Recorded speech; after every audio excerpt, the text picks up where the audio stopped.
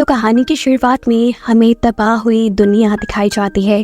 पूरी जमीन बंजर हो चुकी थी सिवाय ऑस्ट्रेलिया के एक इलाके के जिसका नाम था green place of different mothers. यहाँ की जमीन में पानी बचा था, खेती करके फल उगाए जाते थे और यहाँ बहुत सी औरतें भी रहती थीं। इसी इलाके में फ्यूरियोसा नाम की एक लड़की एक पके हुए फल को लेने के लिए जब आई तो उसे अपने इलाके के पास कुछ हलचल सुनाई दी। करीब जाकर देखा तो वहाँ बहुत से बाइकर्स थे, जिसमें से एक की बाइक का ऑयल पाइप फ्यूरियोसा काट देती है और जैसे ही दूसरी बाइक का पाइप काटने वाली होती है तो दूसरा बाइकर उसे देख लेता है।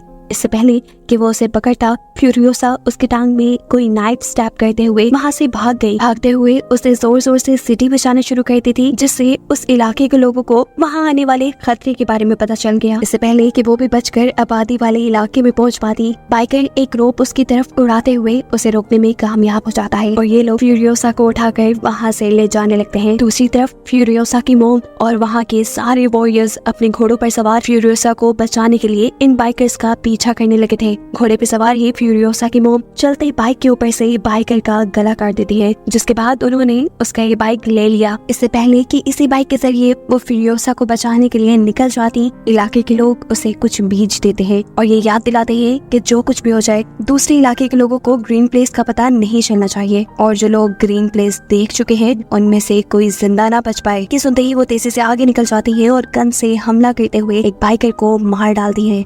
उसके आगे वाले दो बाइकर्स रुककर ये देखने की कोशिश करते हैं कि आखिर क्या हुआ, वो बाइकर क्यों गिरा। तो इन्हें अब दूर से आती फ्यूरियोसा की मोम दिखाई दे रही थी। डरकर इन्होंने अपनी बाइक्स दौड़ा दी, जबकि फ्यूरियोसा ने मौका पाते ही उस बाइक का ऑयल पाइप काट दिया था जिस पर उसे बांधा गया था। फ्यूरियोसा की मोम उस मरे हुए बाइकर की बाइक के स्पेयर पार्ट से अपना बाइक ठीक करती है और उस बाइक का सारा फ्यूल अपने बाइक में डालते हुए दोबारा बाइकर्स के पीछे लग जाती है। चलते चलते अब रात भी हो चुकी थी। बाइकर्स ने जिस बाइक पर फ्यूरियोसा को बांधा हुआ था उस बाइक का फ्यूल भी खत्म हो जाता है, क्योंकि फ्यूरियोसा ने उसका फ्यूल पाइप जो काट दिया था। ऐसी हालत में ये दोनों बाइकर्स आपस में ही लड़ पड़े और मौका पाते हुए फ्यूरियोसा अपने हाथ छुड़वाकर वहाँ से भाग निकली, पर घर पहुँचने में कामयाब नहीं हुई क्योंकि बाइकर्स उसे दोबारा पकड़ चुके थे, जिसे लेकर वो दोबारा अपने इलाके की तरफ निकल जाते हैं। सुबह होने पर हम देखते हैं कि फ्यूरियोसा की मोम बाइकर्स के कैंप तक भी पहुंच गई हैं, जहां उन्हें ग्रीन प्लेस में आए हुए बाइकर्स और फ्यूरियोसा भी नजर आ गई। वो एक बाइकर को शूट करके मार देती है, लेकिन दूसरा बाइकर फ्यूरियोसा को लेकर सही सलामत अपने कैंप में पहुंच जाता है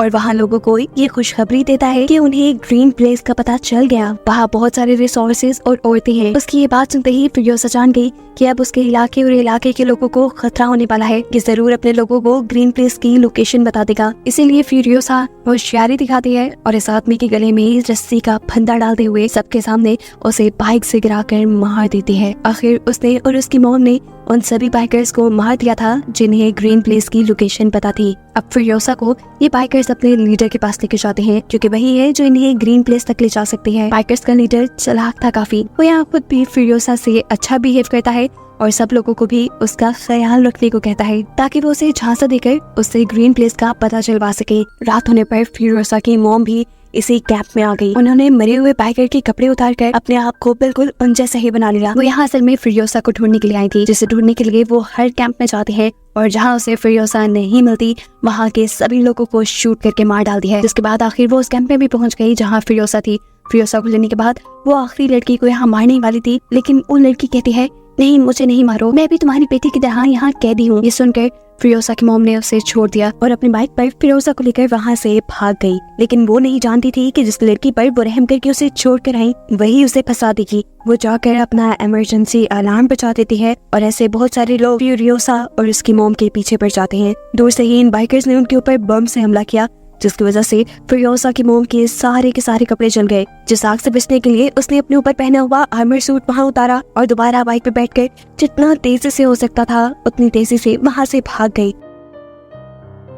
बहुत दूर निकलने के बावजूद भी बाइकर बिल्कुल उनके पीछे थे। फ्यूरियोसा की मोम अब ये बात जान गई कि वो इनसे नहीं बच पाएंगी, इसलिए वो बाइक से उतरकर फ्यूरियोसा को बाइक दे देती हैं और उसे अकेले घर जाने को कहती हैं। साथ ही उन्होंने फ्यूरियोसा को एक पीच सीट भी दिया और कहा कि वापस जाकर इसे जरूर रुका देना, और खुद वो बाइकर्स को शूट करने के लिए यहाँ रुक गई। लेकिन कितने भी लोगों का अकेले मुकाबला करती वो, जल्द ही उसे सारे बाइकर्स घेर लेते हैं। फिरोसा भी इन्हीं लोगों के हाथ लग जाती है और आकर देखती है कि उसकी मोम को इन लोगों ने एक दरख्त से बांधा था, जिनको उसकी आंखों के सामने ही बेदर्दी से मार दिया जाता है। जिसके बाद बाइकर्स का लीडर उसे अपने जैसे कपड़े पहनाकर एक पिंजरे में बांध लेता है और उसे फोर्स करता है वो सब देखने के लिए जिसे वो अपनी इंटरटेनमेंट समझते थे। यहाँ उसने फिरोसा को अपनी बेटी का टेडी बियर भी दिया, जिसे फिरोसा ने गिरा दिया। उससे में बाइकर का लीडर उसे यहाँ से ले जाने को कह देता है। उसके साथ एक बूढ़ा आदमी भी जा रहा था, जो फिरोसा को कहता है अगर तुम मुझसे लिखना पढ़ना सीख लो तो तुम हमारे लीडर के लिए एक काम का बंदा बन जाओगी, ऐसे वो तुम्हें टॉर्चर नहीं करेंगे। लेकिन फिरोसा किसी की सुनने वाली नहीं थी। वो चुपके से अपने हाथ के ऊपर टैटू बनाती है, इस जगह से ग्रीन प्लेस तक का, क्योंकि उसे उम्मीद थी वो एक न एक दिन ग्रीन प्लेस वापस जरूर जाएगी। और उसे ये भी डर था कि कहीं उस वक्त तक वो रास्ता भूल गई तो, इसीलिए उसने पूरा रास्ता, पूरा मैप अपने बाजू पे ही बना डाला। खैर वक्त गुजरता है और हम देखते हैं कि एक दिन ये सभी बाइकर्स कहीं जा रहे थे तो दूर उन्हें एक लाल धुआं उड़ता दिखाई देता है। उन्हें पता चला कि वहाँ लोग रह रहे होंगे। ये लोग उस धुएं का पीछा करते हुए वहाँ पहुँचे तो वहाँ उन्हें एक वॉर बॉय मिला, जो उन्हें यहाँ के सिटाडेल यानी यहाँ के किले तक ले गया। किले में इमोर्टल जॉय की हुकूमत चलती थी। उसके पास पानी था, वो यहाँ खाना उगाता था और यही खाना वो अपने सोल्जर्स को दिया करता था। उसने अपने सोल्जर्स को ऐसा गाइड किया हुआ था कि वो उसके लिए मरने को भी तैयार थे। ये बाइकर्स जिनके पास रिसोर्सेज की कमी थी, वो इमोर्टल जॉय से कहते हैं कि अगर तुमने हमारे साथ कोऑपरेट ना किया और हमें चीजें ना दी तो हम तुम्हारे साथ जंग कर लेंगे। लीडर की ये बात सुनकर उसका मजाक उड़ाने वाले अंदाज में इमोर्टल जॉय अपने एक वॉर बॉय को मरने को कहता है और बाइकर्स के लीडर को ये प्रूव कर देता है कि तुम लोग चाहे जितने भी ताकतवर हो, मेरी फौज के आगे कुछ भी नहीं, ये सब मेरे लिए मर मिटने को तैयार हैं। उसकी बात अभी पूरी ही हुई थी कि तभी यहाँ उसके लोगों ने इन सभी बाइकर्स के भाई को लटकी हुई चैन से उठा लिया। बाइकर्स के पास और कोई रास्ता नहीं बचा सिवाय अपने आप को बचाने के लिए यहाँ से भागने के। वो जब यहाँ से भाग रहे थे तो बाइकर्स का लीडर देखता है कि फिरोसा अपने जेल से गिरकर वहाँ एक खड्डे में फंस गई है। अपनी जान पे खेलकर वो फिरोसा की जान बचाता है और ये लोग वहाँ से भाग निकलते हैं। रास्ते में इन्हें एक और किला नजर आता है। इस किले का नाम था गैस टाउन। यहाँ पर ऑयल को रिफाइन किया जाता था, जिसके जरिए ही इमोर्टल जॉय के वेपन्स और व्हीकल्स चलते थे। बाइकर्स का लीडर इस किले के ऊपर कब्जा करने का प्लान करता है ताकि यहाँ के ऑयल की वजह से वो इमोर्टल जॉय को ब्लैकमेल कर सके। लेकिन मसला ये था कि यहाँ की भी सिक्योरिटी काफी सख्त, जिसे चकमा देने के लिए वो अपने काफी सारे लोगों को वॉर बॉयज में बदल देता है और गैस टाउन के गेट तक पहुँचता है। ये लोग उनके लिए गैस टाउन का जब गेट ही खोलते तो बाइकर्स का लीडर अपने भेस बदले हुए लोगों को मार देता है, उन लोगों को ये बावर कराने के लिए कि इन्होंने इमोर्टल जॉय के किले के ऊपर कब्जा कर लिया और उनके लोग अब उसके गुलाम हैं। ये देखते हुए गैस टाउन वालों ने भी उसके लिए ये दरवाजे खोल दिए। गैस टाउन पर कब्जा करने के बाद सबसे पहले बाइकर्स का लीडर यानी डिमेंटस इस टाउन के लीडर की फिंगर्स काट कर इमोर्टल जॉय को भेजता है, जो देखकर इमोर्टल जॉय जान गया कि अब आहिस्ता आहिस्ता डिमेंटस के हाथ पावर आ रही है। उसकी सारी की सारी पावर उस ऑयल की वजह से है जिसके ऊपर अब डिमेंटस ने कब्जा कर लिया है। इसीलिए वो डिमेंटस को मीटिंग का पैगाम भिजवाता है। डिमेंटस और चाहता ही क्या था, उसे तो खुद बेसिक सप्लाईज चाहिए थी जो इमोर्टल जॉय के पास थी, जिसकी डील करने के लिए वो गैस टाउन के लीडर को लेकर उसके सामने आ जाता है। गैस टाउन का लीडर इमोर्टल जॉय का भाई था और काफी बीमार भी। उसके बॉडी के कई फंक्शंस उसके जिस्म पे लगी मशीन्स के जरिए होते थे। डिमेंटस इमोर्टल जॉय को ब्लैकमेल करने के लिए उसके भाई को इसी मशीन के जरिए पहले टॉर्चर करता है और फिर जान से ही मार डालता है। जिसके बाद उसने इमोर्टल जॉय से कहा, मैंने पूरे गैस टाउन के अंदर बॉम्ब लगा दिए हैं, जिन बॉम्ब्स को एक्टिवेट या डिसेबल करने का तरीका सिर्फ मुझे ही पता है। अगर तो तुम अपने गैस टाउन को बचाना चाहते हो तो सीधी तरह मुझे गैस टाउन का लीडर बना दो, नहीं तो तुम्हारे हाथ तुम्हारा गैस टाउन भी नहीं रहेगा। वो जब ये बात कर रहा था तो इमोर्टल जॉय की नजर फिरोसा पे थी। इमोर्टल जॉय कहता है, ठीक है, मैं गैस टाउन तुम्हारे नाम कर दूंगा, पर इसके बदले मुझे तुम्हारी बेटी और एक बाइकर चाहिए। फिरोसा इमोर्टल जॉय की बात करते हुए कहती है, मैं इसकी बेटी नहीं हूँ, इन्होंने मेरी मॉम को मारकर मुझे किडनैप किया है। फिरोसा की इस बात से डिमेंटस को भी गुस्सा आ गया। वो उसके हाथ से अपनी बेटी का टॉय ले लेता है और उसे इमोर्टल जॉय के हवाले करके यहाँ से चला जाता है। फिरोसा को अब ऐसी जगह ले जाया गया जहाँ पर इमोर्टल जॉय की बहुत सी बीवियां रहती थी। फिरोसा भी अब इनकी तरह ही इमोर्टल जॉय की एक बीवी बनकर उसके हरम में रहने वाली थी। ये सारी की सारी औरतें बहुत अच्छी थी, वो फिरोसा के साथ अच्छा सलूक भी करती हैं, लेकिन फिरोसा सिर्फ इसी चीज पे फोकस करती है कि कैसे इमोर्टल जॉय इन सभी लड़कियों को अपने साथ रखने पर फोर्स करता है। इधर वो देखती है कि जब इमोर्टन जॉय की एक बेटी पैदा होती है तो गुस्से में वो अपनी बेटी को जिंदा दफनाने का ऑर्डर दे देता है। उसे सिर्फ बेटे चाहिए थे, ऐसा नहीं था कि उसके पास बेटे नहीं थे, उसके बहुत से बेटे थे, लेकिन उसकी नजर में कोई एक भी हेल्दी नहीं था। इसीलिए उसने इन सब को वॉर बॉय के तौर पे रख लिया। उसने इतनी सारी बीवियां भी इसीलिए रखी हुई थी कि एक दिन तो उसका हेल्दी बेटा पैदा होगा जो उसकी तरह फिर उसके इस सिटाडेल पर हुकूमत करेगा। हम देखते हैं कि इमोर्टन जॉय के एक बेटे की नजर यहाँ फ्यूरियोसा के ऊपर पड़ जाती है। वो उसे बालों से पकड़कर जब उसके साथ ज्यादती करने की कोशिश करता है तो फ्यूरियोसा इस मर्तबा तो अपने बाल छुड़ाकर भाग जाती है, लेकिन अगली मर्तबा वो अपने साथ ऐसा नहीं होने देना चाहती थी। वो जानती थी कि ये लड़का उसे दोबारा तंग करेगा, इसीलिए उसने अपने सारे बालों को उतारकर नेट और वैक्स के जरिए एक विग बना ली। इस टाइम हम देखते हैं कि उसके पास उसकी मोम का दिया पीच सीड भी था जो उसने आज तक संभाल के रखा था। अगली मर्तबा जब दोबारा वो लड़का फ्यूरियोसा को तंग करने के लिए आया और उसने उसके बाल पकड़े तो फ्यूरियोसा अपने विग को उसके हाथों में छोड़कर वहाँ से भाग गई।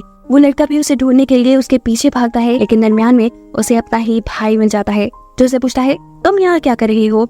इस लड़की के पास कोई जवाब नहीं था। वो अपने हाथ में पकड़ी हुई फ्यूरियोसा की विग भी वहाँ फेंक चुका था क्योंकि उसे डर था कि कहीं उसके डैड उसे देखकर उसको सजा न सुना दें। खैर वो यहाँ फ्यूरियोसा को ढूंढने की कोशिश तो बहुत करता है, लेकिन फ्यूरियोसा मिलती नहीं क्योंकि वो यहाँ अपने आप को एक लड़के की तरह बना चुकी थी। ऐसे उसने अपनी इज्जत भी बचा ली और उसे सिटाडेल के अंदर काम भी मिल गया। उछलने कूदने में तो वो बहुत तेज थी, इसीलिए उसे काम भी आ गया था इमोर्टन जॉय की बड़ी बड़ी मशीन्स के अंदर चेन्स को फिट करने का। वक्त गुजरता है और हम देखते हैं कि 15 साल बाद अब फ्यूरियोसा बड़ी हो चुकी है। कोई भी उसे पहचान नहीं पाया कि वो लड़की है, वो भी इसलिए क्योंकि आज तक फ्यूरियोसा ने गूंगा बनने का नाटक किया और साथ ही इमोर्टन जॉय के वो सारे रिचुअल्स पूरे किए जिसके जरिए उसे यकीन आ गया कि फ्यूरियोसा भी उसके लिए लॉयल है। इस मर्तबा इमोर्टन जॉय इन्हें एक बड़ी सी ड्रिल बनाने का काम देता है जो कि किसी भी चीज को आसानी से तबाह कर सकती थी। ये लोग ऐसी ही एक मशीन बनाने में कामयाब हो भी जाते हैं जिसे ये लोग एक ट्रक के साथ अटैच करके जैसे ही उसे पहली टेस्ट ड्राइव के लिए बाहर लेकर जाते हैं तो इसके ऊपर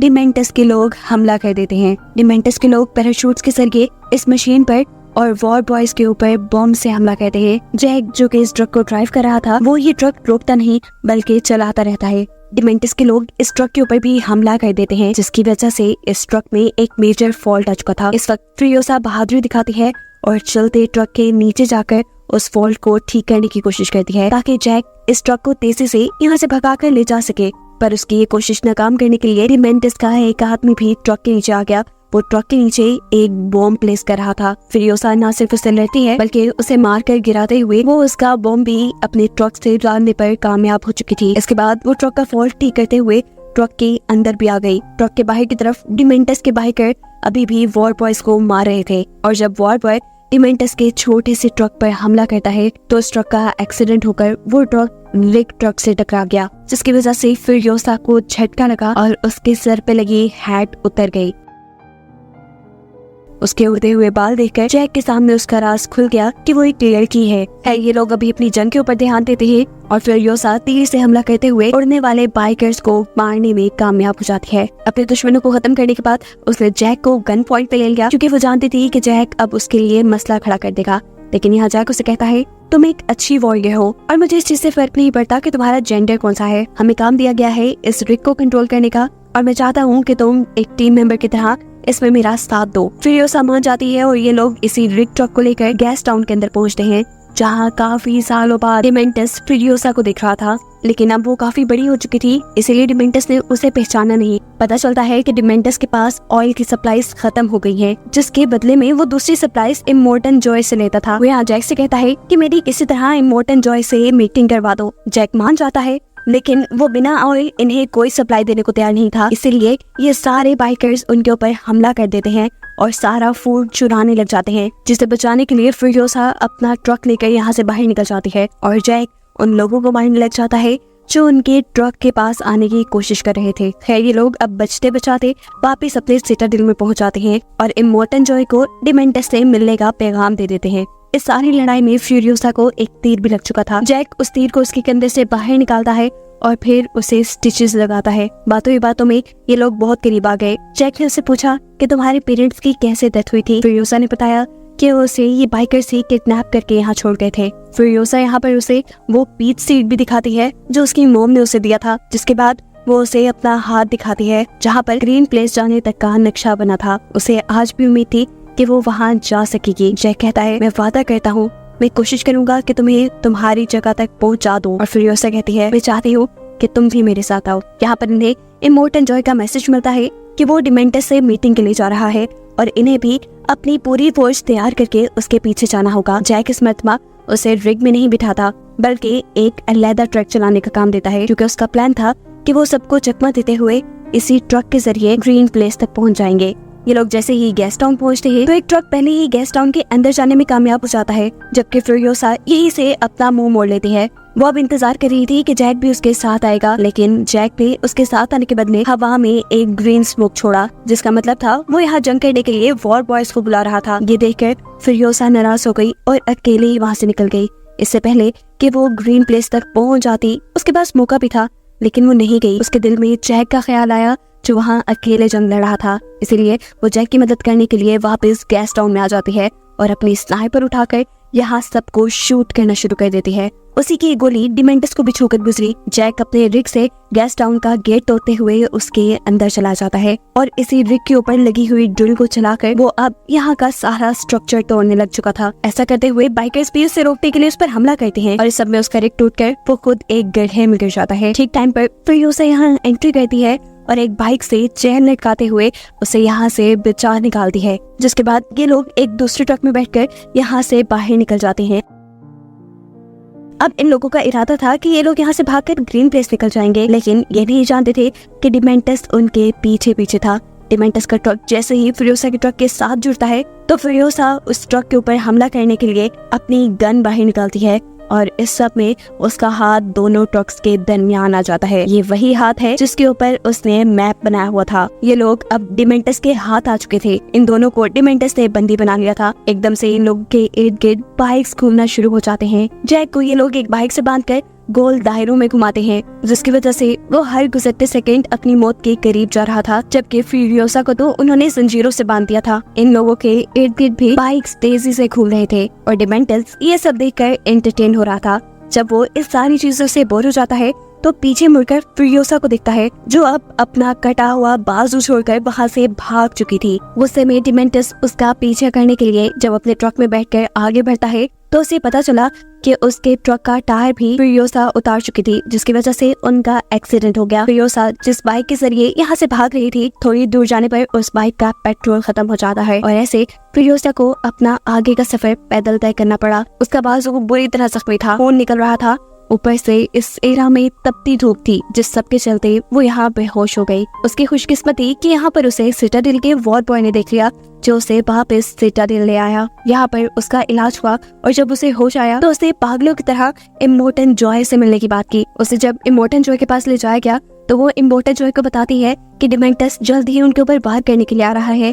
उसने गैस टाउन को भी तबाह करने का प्लान किया है और अब वो सिटाडेल को हथियाना चाहता है। इस सब के लिए इमोर्टन जॉय प्लान करता है कि वो लोग उसके गैस टाउन को तबाह करने से पहले ही वहाँ पर पहुँच जाएंगे। ये नहीं, इससे पहले कि डिमेंटस सिटाडेल पर हमला करे, ये लोग जाकर गैस टाउन पे हमला करने वाले थे। ये लोग जैसे ही गैस टाउन के करीब पहुँचते हैं तो डिमेंटस भी इन्हें देखकर जंग का ऐलान कर देता है। सिटाडेल और गैस टाउन के दरमियान में इन दोनों पार्टीज के दरमियान जंग शुरू हो जाते हैं, जो हफ्तों चली। दोनों टीम्स के लोग एक दूसरे को बुरी तरह मारते रहे और इस सब के दौरान फ्यूरियोसा ने सिटाडेल में जाकर अपना एक मैकेनिकल आर्म बना लिया और फिर एक खराब कार लिए वो दोबारा जंग के स्पॉट पे निकल गई। वहाँ जाकर वो देखती है कि इमोर्टन जॉय के बेटे अपने व्हीकल्स और वेपन्स ठीक कर रहे थे, जहाँ से वो अपनी कार ठीक करने के लिए भी एक टायर ले लेती है। आगे जाने पर वो देखती है कि डिमेंटस और उसके बचे कुछ लोग यहाँ से बचकर अपनी जान बचाकर भाग रहे थे, जिनकी नजर भी अब फ्यूरियोसा की कार पर पड़ चुकी थी। इससे पहले कि ये लोग फ्यूरियोसा के ऊपर हमला करते, फ्यूरियोसा तेजी से कार चलाते हुए आती है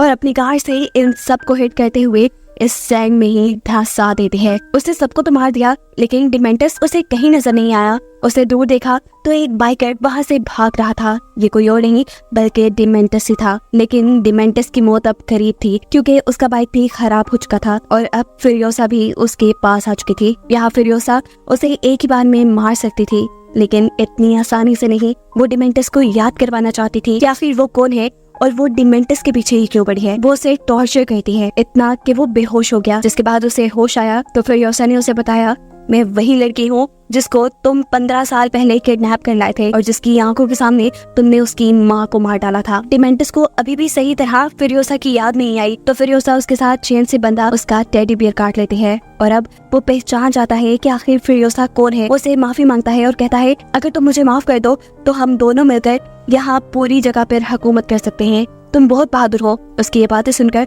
फिरियोसा दोबारा उसका टेडी बियर जमीन पे गिरा देती है, जिसके बाद वो उसके सर पे गन पॉइंट कर चुकी थी। सब लोगों को लगा कि फिरियोसा ने उसे मार दिया, लेकिन ऐसा नहीं था। असल में फिरियोसा ने उसे जिंदा दफन कर दिया और उसके ऊपर लगा दिया अपना पीच ट्री, जिसका बीज उसे उसकी मॉम ने दिया था। जमीन ने डिमेंटस के न्यूट्रिएंट्स यानी पावर चूस के एक बहुत बड़ा सा ट्री बना दिया और उसके ऊपर एक पीच भी उगाया, जो सब डिमेंटस अपनी आंखों से देख रहा था। ये बस उसका आखिरी ही वक्त चल रहा था। इसके बाद शायद वो मर जाता। सीन कट होकर दूसरी तरफ हम फिरियोसा को देखते हैं, जो कि अपने ग्रिड के जरिए इमोर्टल जॉय की सभी बीवियों को उसकी कैद से सेफली निकालने में कामयाब हो जाती है। वो इन्हें रेस्क्यू करके ग्रीन प्लेस से लेकर जाती और उसे दिखाते हुए ये कहानी यहाँ खत्म हो जाती है।